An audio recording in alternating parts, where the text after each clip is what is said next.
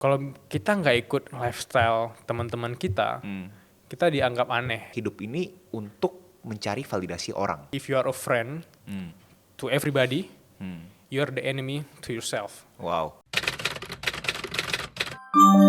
Halo semuanya, selamat datang di podcast Berkelas. Aku Bilal Faranov sebagai host dan my brother Agus Leo sebagai co-host.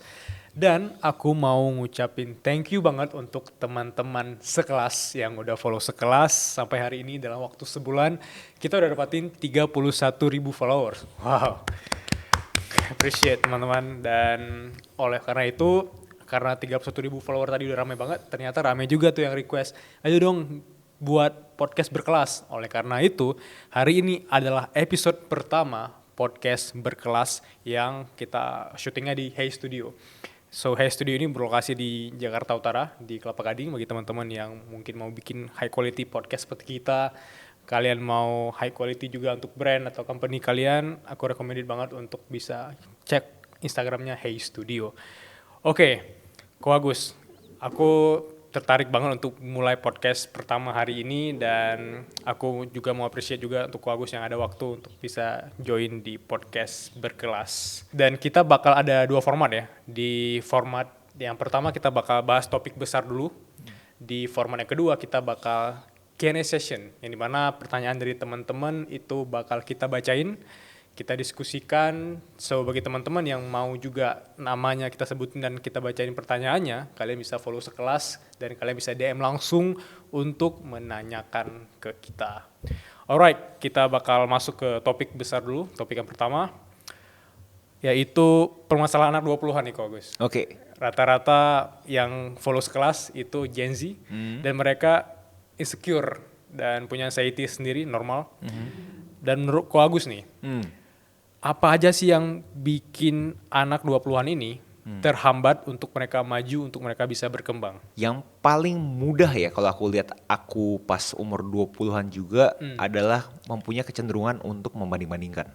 Membandingkan, oke. Mungkin untuk beberapa dosis mungkin itu bisa sesuatu yang bisa dibilang sehat karena bikin kita mempunyai ambisi kan. Kita terkesan nggak mau kalah, kompetitif. Tapi saat dosisnya udah kagak tepat, udah melebihi yang sangat ekstrim, itu yang bikin kita tuh jadi kedistorsi nih. Kita sebenarnya itu ngelakuin hal yang kita pengen lakuin ini fungsinya apa sih? Apakah untuk kepentingan kita, untuk diri kita, untuk kita bisa berkembang, atau sebenarnya untuk menyenangkan orang lain, membuat orang cemburu. Dimana itu yang menurut aku adalah suatu jebakan di 20-an, dimana caranya kalian itu bisa mengakuisisi suatu kecemburuan, itu tuh sebenarnya sehat. Tapi gimana caranya kalian bisa mengakuisisi kecemburuan ini, tapi dosisnya itu kalian udah harus stuck di sana gitu.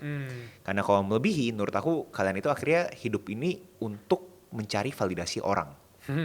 Dimana itu menurut aku kebiasaan yang sangat jelek sih kalau kalian terus membanding-bandingkan diri kalian ke diri kalian sendiri. Jelas ya kalau misalnya kita ngomongin sedikit, boleh aja itu. Tapi kalau misalnya kita ngomongin yang benar-benar setiap hari kalian bandingin, menurut aku sih kagak sehat sih. Kalau kamu pribadi sendiri sebagai orang yang masih 20-an, komentar kamu apa? Aku juga pernah di tahap membandingkan diri dengan orang lain, karena aku melihat teman-teman sepantaran aku itu tuh mereka kenapa makin maju ya, makin sukses ya. Terus aku mikir bahwa kalau teman-teman juga maju, mereka makin sukses, kenapa aku justru harus membenci diriku sendiri gitu? Apa yang salah dengan aku? Dan di sana aku ketemu sama konsep yang namanya Oibaitori dari Jepang. Dari Jepang itu ya. Iya. Di Oibaitori bilang bahwa kalau kita itu melihat ini orang kenapa makin maju, makin sukses, itu sebenarnya titik untuk kita bisa mengambil inspirasi dari sana gitu. Yang dimana konsepnya yaitu di Jepang kan ada banyak pohon tuh, ada banyak pohon-pohon, dan di setiap pohon-pohon itu mereka tuh gugur di musim gugur kan. Nah ternyata mereka tuh berkembang dengan cara yang berbeda ketika musim semi.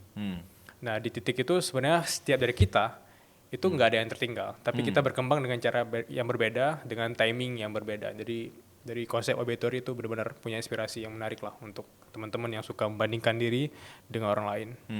Dan menurut aku abis membandingkan diri tuh kebanyakan orang tuh akhirnya komplain gitu. Karena mereka tuh berasa kagak sabar. Iya, iya. Mereka udah bandingkan diri kayak mereka Iya. bingung, kok si A udah tanda kutip sukses ya? Kenapa gue belum bisa sukses juga nih? Dan Hmm. akhirnya bikin mereka itu nggak sabar, akhirnya malah komplain. Dan menurut aku tuh juga suatu kebiasaan yang bisa tanda kutip kagak sehat juga gitu loh. Hmm. Karena kalau misalkan kita ngomongin usaha dan hasil, menurut aku itu bisa dibilang kagak linear. Hmm. Karena bisa aja kalian usahanya ekstrim, hasilnya masih juga segitu-segitu aja. Iya. Hmm. Tapi gimana caranya kalian itu bisa mencapai suatu titik yang akhirnya semuanya itu compounding. Semuanya itu eksponensial di satu titik tersebut. Dan aku klaim untuk 20-an pada umumnya itu susah untuk mencari satu titik tersebut. Apalagi dengan media sosial sekarang makin berkembang, orang-orang bisa lihat pencapaian orang, prestasi orang kayak ekstrim banget gitu loh. Mereka pengen juga ada sesuatu yang ditampilkan di media sosial mereka. Karena itu kan bisa dibilang kan adalah suatu platform untuk kita pamer.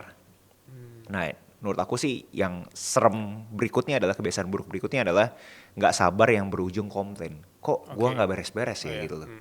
Kamu bisa relate gak atau kamu merasa itu adalah suatu aku punya observasi yang salah? Menurut aku itu relatable karena aku juga pernah ada di lingkungan yang orang tuh pada komplain terus gitu. Mereka itu komplain, tapi mereka tuh nggak mau untuk improve diri mereka sendiri. Ada orang yang komplain, berat badan aku naik nih. Ada orang komplain bahwa aku lemas banget nih. Padahal mereka komplain di titik mereka nggak mau olahraga. Mereka juga nggak jaga makan. Disinilah aku mikir bahwa kalau kalian terus komplain, lihat dulu kalian udah ngelakuin aksi apa nih untuk kalian bisa keluar dari solusi yang bikin kalian komplain itu gitu. So inilah yang titik dimana complaining itu sebenarnya adalah bukan salah dunia nih, bukan salah sesuatu dari luar rata-rata. Komplain itu sesuatu yang bisa kita kontrol ya. Yang nggak bisa kita kontrol apa, bisa kesehatan, kematian segala macam. Tapi yang bisa kita kontrol itu kan aksi kita, habit kita bisa kita kontrol. Tepat waktu. Wah, tepat waktu benar juga.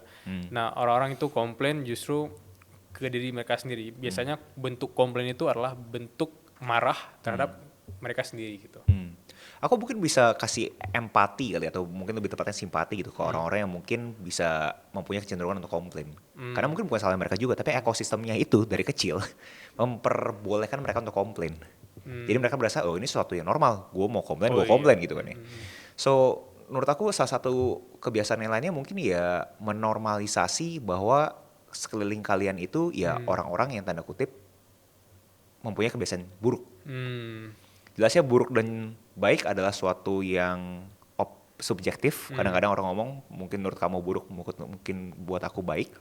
Tapi kalau misalnya kita udah tahu bahwa kita tidak mendapatkan hasil yang kita inginkan, menurut aku kalian bisa cek kalian punya sekeliling gitu. Dimana kan ada quote ya, dimana kalau misalnya kalian itu tahu, kalian itu adalah rata-rata dari 5 orang terdekatnya kalian. Iya. So kalau misalnya 5 orang terdekatnya kalian itu tanda kutip orang-orang yang suka komplain, orang-orang yang toxic, ya pasti kalian juga jadi toxic gitu. So itu menurut aku butuh kalian mitigasi juga di umur 20-an, kalian itu pengen terasosiasikan dengan orang seperti apa. Kalian punya personal brand atau yang lebih ngomong pada umumnya reputasinya kalian itu sama kayak orang-orang seperti apa gitu.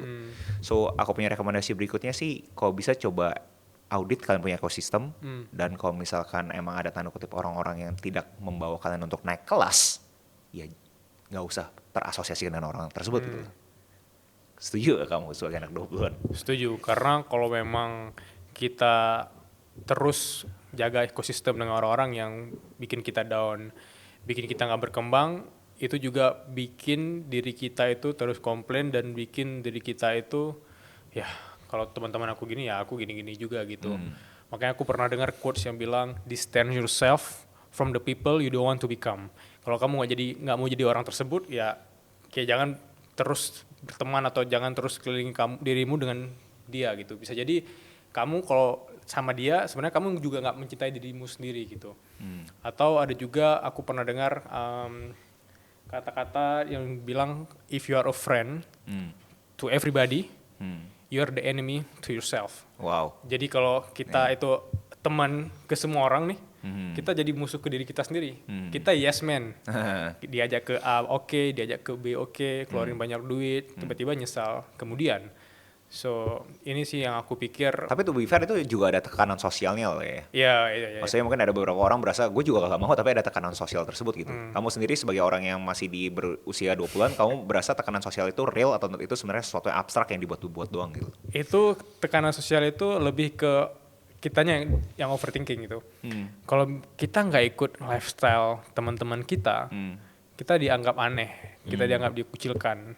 Kalau kita dikucilkan, kita dianggap aneh, itu kita bisa gimana ya? Ada perasaan, wah aku tuh orangnya tertinggal gitu. Seperti yang konteks pertama tadi, kalau kita merasa tertinggal, otomatis kita semakin anxiety, kita semakin stres.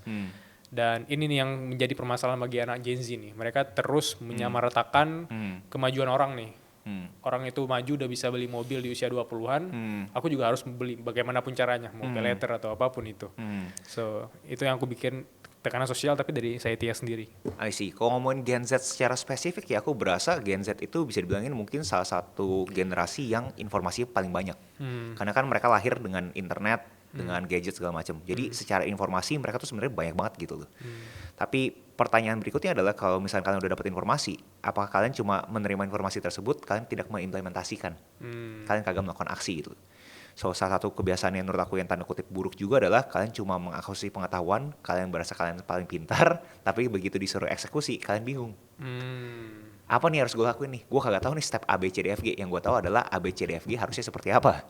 Tapi kalau misalkan untuk merealisasikan A, B, C, D, F, G itu beneran di dunia nyata itu terjadi, itu kan dua hal yang berbeda gitu. So, salah satu kebiasaan buruknya sih berpikir bahwa menerima informasi, menerima pengetahuan, itu udah selesai kerjaannya. Padahal masih banyak banget yang harus dikerjain.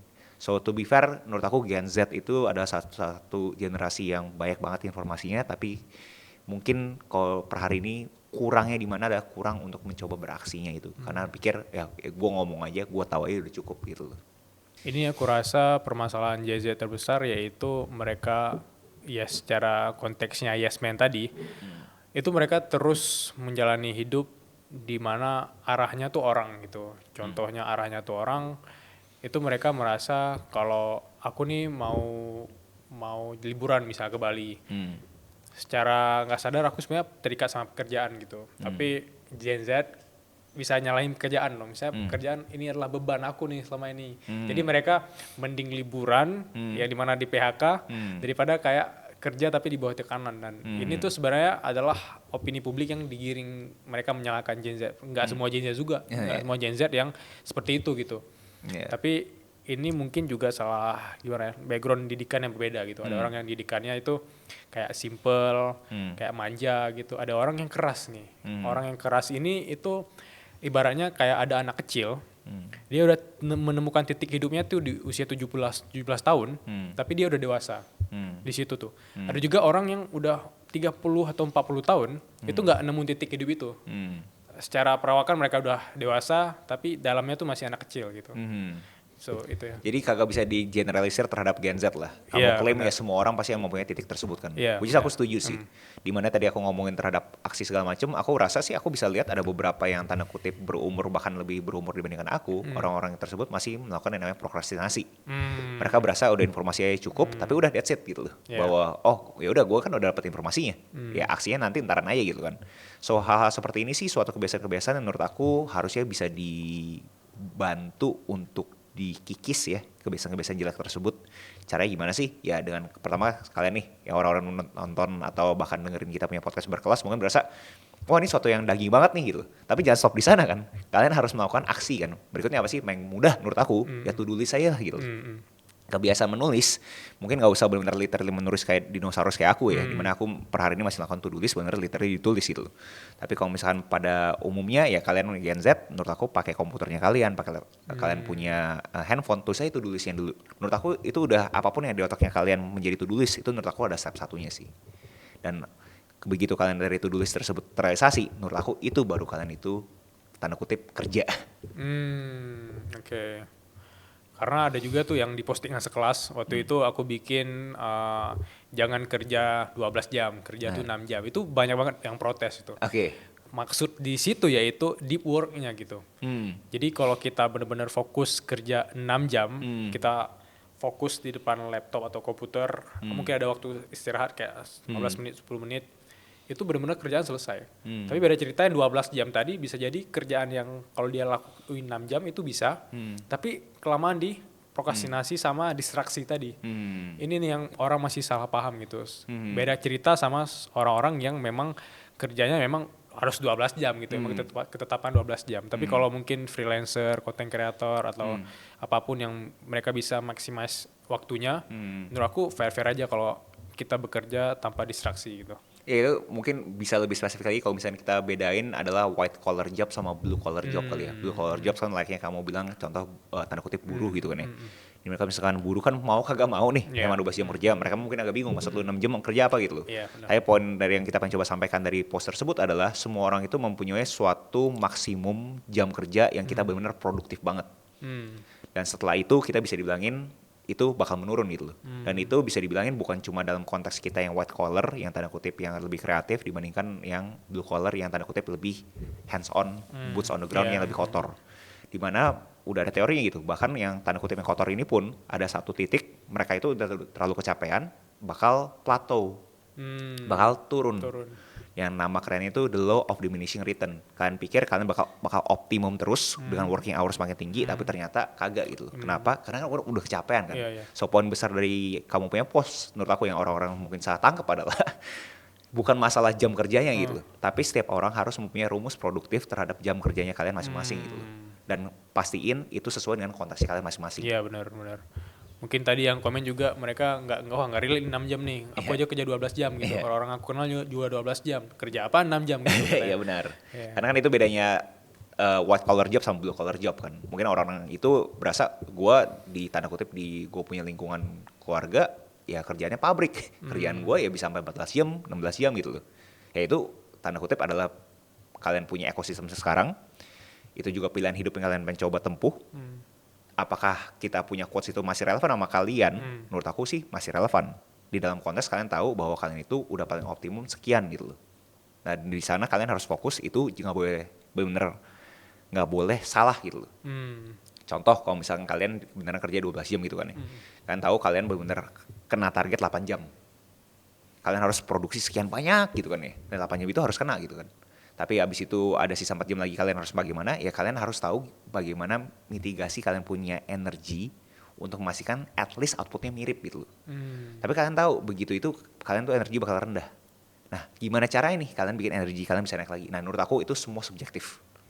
Kagak ada rumus yang bisa jadi universal productivity advice. Oke. Tapi dari sisi prokrastinasi, Ko Agus itu ngelihat nggak misalnya ada orang yang mereka merasa bahwa wah aku mau mulai tapi besok aja deh, besok lagi. Itu kira-kira advice paling sederhana untuk prokrastinasi apa? Fakta kalian harus mempunyai ambisi dulu. Apa yang kalian mau lakukan itu menurut aku nomor 1. Dimana kalian itu harus tahu goalnya kalian dalam waktu, nggak usah ngomongin 5 tahun ke depan lah, menurut aku terlalu panjang lah. Goal kalian dalam tahun ini aja lah. Apa sih yang kalian mau lakuin gitu loh. Dan apakah kalian berasa dengan aksi kalian lakukan sekarang bisa mendapatkan goal tersebut gitu loh. Nah itu menurut aku nomor 1. Nomor 2 adalah yang aku tadi bilang to do list. Kalau misalkan kalian tidak mempunyai to do list, menurut aku kalian itu bakal scattered, bahasa Indonesianya berantakan. Kalian bingung nih, gue mau kerjain apa banget nih, gue mau kerjain gue mau kan banyak juga kan nih. Gue mau kerjain apa dulu gitu. Dengan ada kalian tulis itu tersebut, menurut aku kalian langsung bisa pilih, oh kira-kira mana yang paling mudah untuk gue lakuin. Kenapa kalau misalnya aku rekomendasiin buat orang mulai to do list dengan yang paling mudah adalah itu bikin kalian ada yang namanya momentum. Kalau misalnya dari to do list tersebut kalian itu mulai dengan yang susah dulu, aku klaim itu bikin kalian berasa aduh anjir PR banget ya hari ya gue awal-awal udah PR banget itu. Tapi kalau misalkan productivity advice yang aku dapatkan yang aku selalu coba terapkan di hidup aku adalah kalau bisa mulai dengan sesuatu yang gampang dulu gitu. Contoh di konteksnya aku mungkin olahraga gitu kan. Itu to do list yang menurut aku bisa dibilang gampang gitu. Dimana ya udah olahraga aja gitu kan ya. Tapi itu kan buat momentum gitu. Mungkin yang lebih spesifik lagi atau lebih mikro lagi adalah beresin tempat tidur.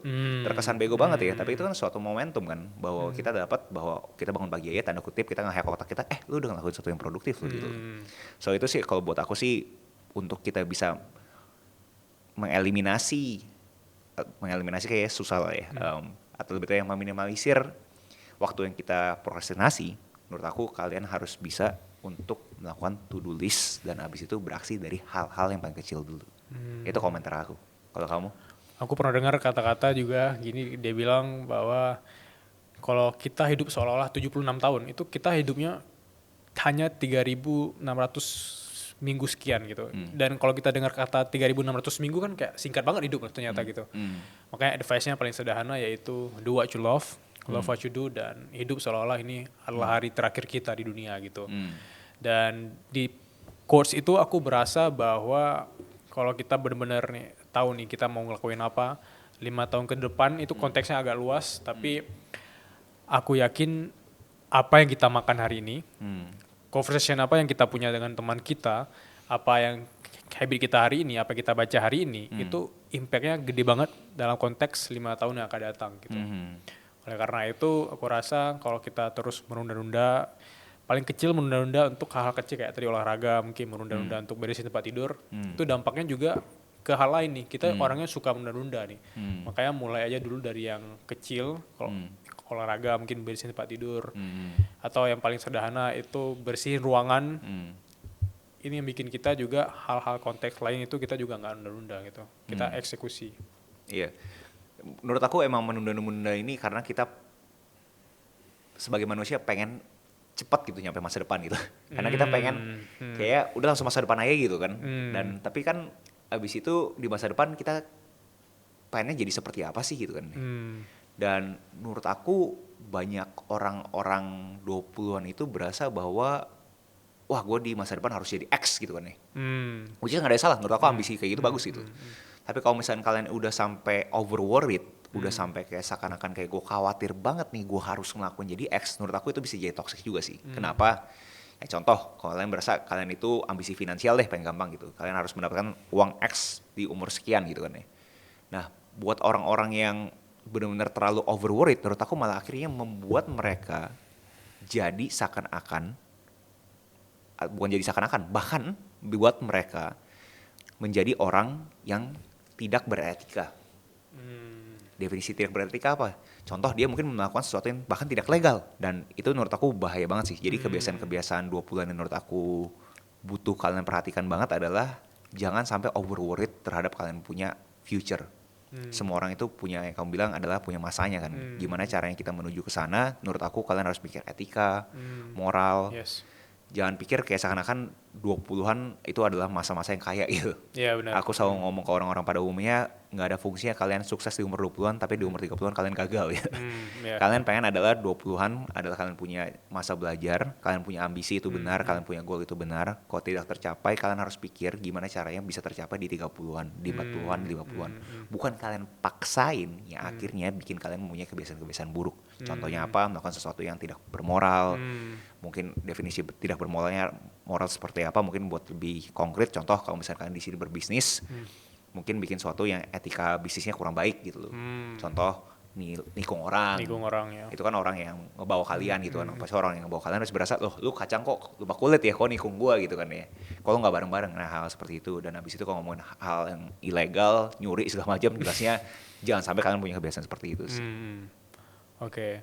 Dalam konteks buru-buru tadi, aku masih ngerasain sesuatu yang buru-buru. Misalnya anak 20-an ini memang maunya cepet banget gitu. Kayak 21 tahun dia mulai bisnis, kalau bisa 22 tuh udah miliarder. Kan nggak mungkin juga gitu kan. So, aku rasa ini juga dalam konteks besar, dalam konteks luas, itu aku pikir waktu kecil, waktu masih masa kecil, kita buru-buru pengen jadi orang dewasa nih.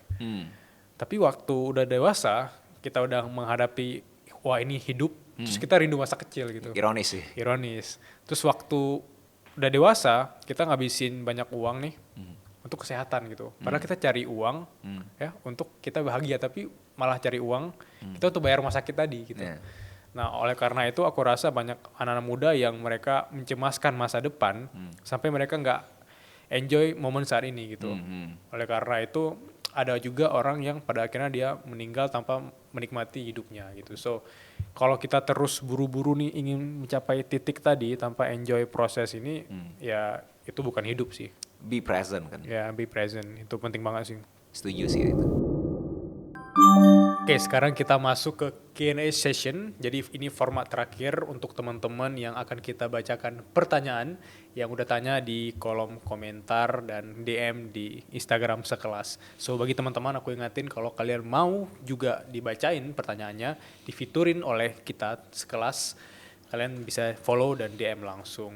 Dan sebelum kita masuk ke pertanyaannya, aku mau kasih tahu ke kalian bahwa podcast ini disponsori langsung oleh Bardi Smart Home. So bagi teman-teman yang pingin rumah kalian itu smart, rumah pintar seperti yang teman-teman sekelas ini pada pintar-pintar, aku rekomendasiin banget untuk beli produk smart home dari Bardi seperti air purifier, CCTV dan lain sebagainya.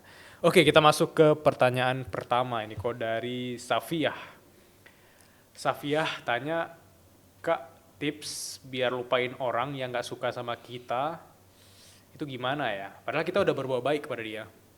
Berarti si Safia itu berbuat baik, abis itu orang tersebut jadi kacang yang lupa kulit. Yes, itu Begitu. tipsnya gimana?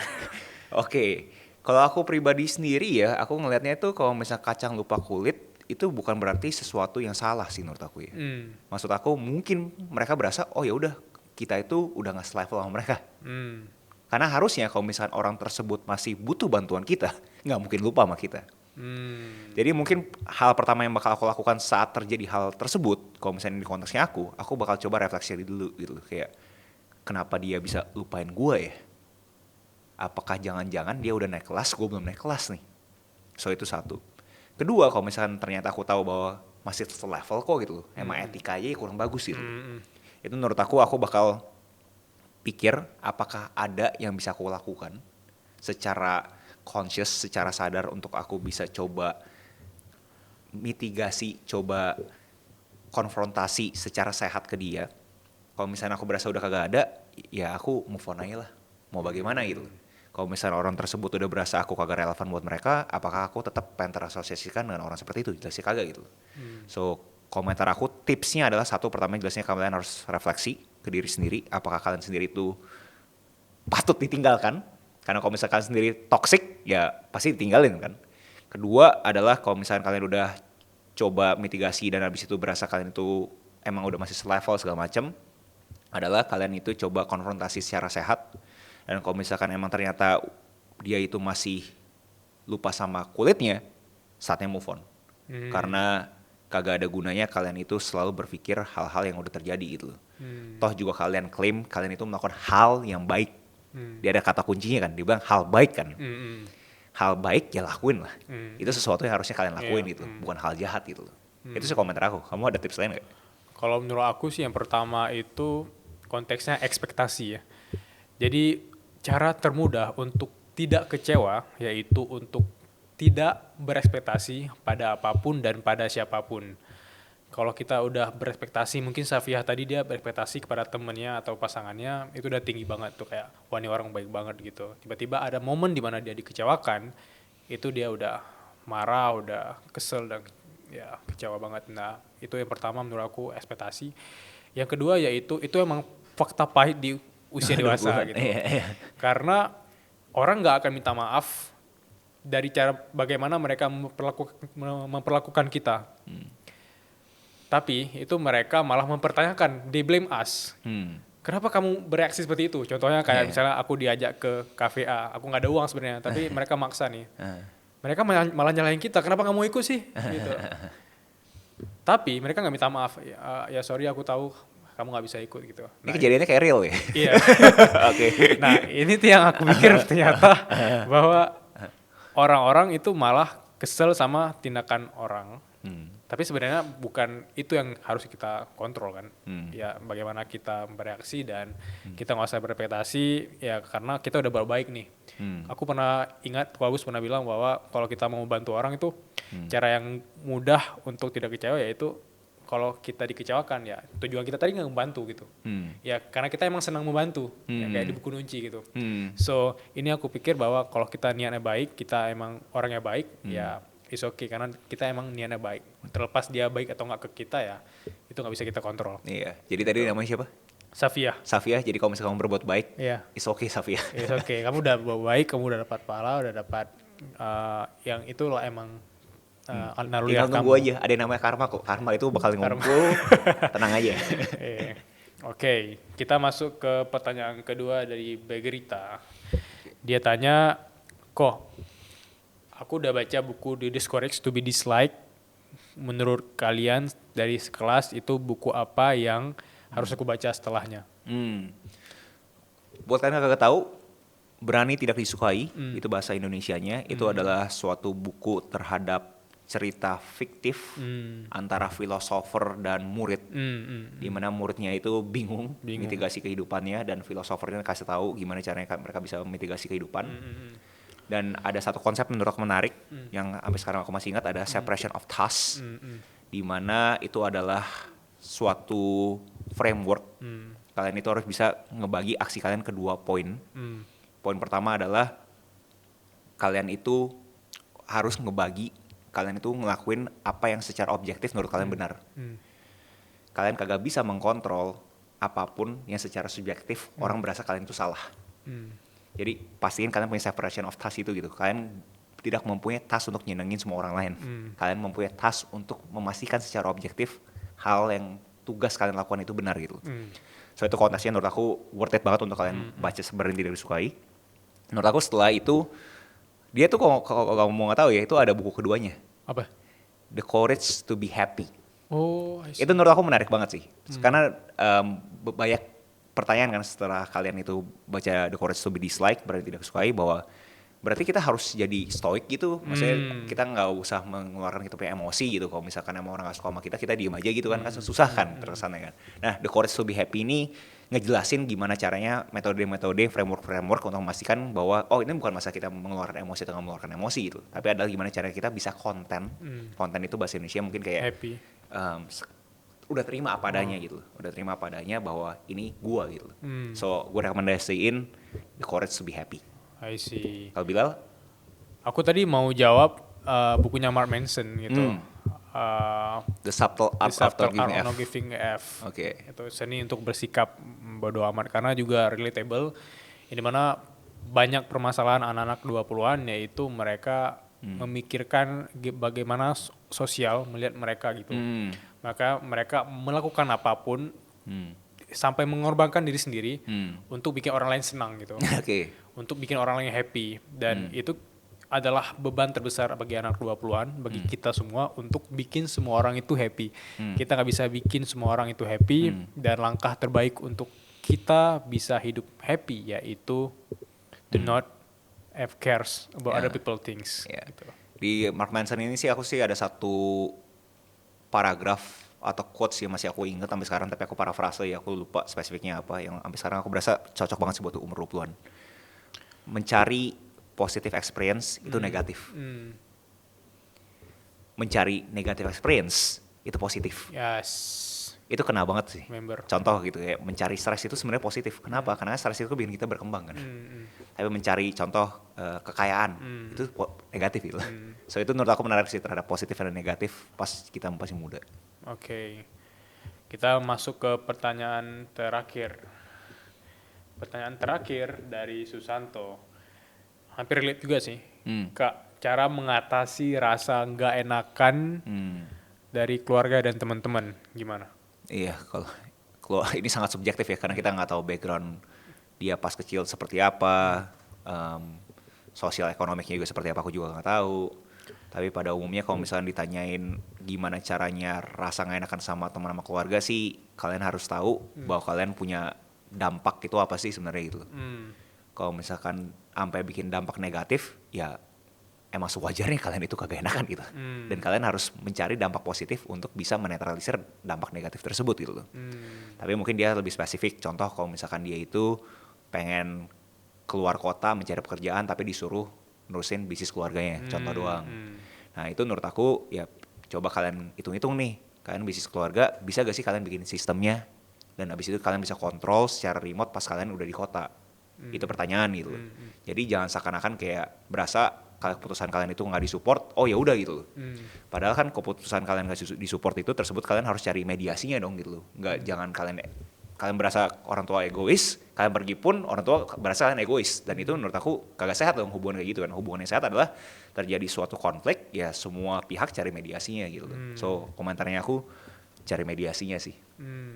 Dari aku sih mau nambahin, kalau nggak enakan itu kita lihat dulu konteksnya. Nggak enakan apakah bakal jadi beban lagi ke kita sendiri gitu.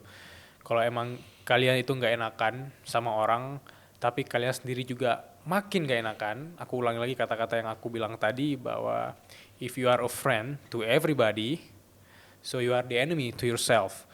Itu yang bakal bikin kalian jadi musuh ke diri kalian sendiri. Kalau kalian open ke siapapun jadi teman kalian, kalian menjaga silaturahmi dengan mereka, walaupun mereka toksik, atas dasar nggak enakan, kalian bakal jadi musuh ke diri kalian. Dan kalian bakal hidup tuh beban banget. So itu sih 3 pertanyaannya. Si Susanto ya berarti. Susanto. Ya Susanto berarti sekarang pertanyaannya ke kamu adalah, kamu itu berasa kamu punya dampak positif gak? Yes. Apakah kamu berasa kamu yang tanda kutip yang kamu berasa nggak enakan itu gara-gara kamu yang banyak maunya, atau sebenarnya keluarga kamu yang banyak maunya, teman kamu yang banyak maunya? Nah kalau misalkan kamu berasa, iya kok emang teman sama keluarga gue bro yang banyak maunya gitu kan ya, coba cari mediasi nih. Kalau misalkan kalian mau nggak berasa dapat mediasinya, menurut aku kalau misalnya se-ekstrim itu ya, ya mau kagak mau kalian harus move on lah. Karena waktu cuma sebentar. Yes. Kalian coba lakuin apa yang kalian mau lakuin. Kalau misalkan kagak works, ya jangan kalian berasa malu. Ya itu adalah pilihan hidup kan. Jangan sampai kalian berasa kalian itu udah ditahan-tahan sama keluarga kalian, sama teman-teman kalian, nggak boleh ngelakuin ini. Tapi begitu kalian ngelakuin terus gagal, ya harus terima lu gitu loh. Kan ada alasan juga kenapa mereka itu nggak mau kalian ngelakuin hal tersebut kan.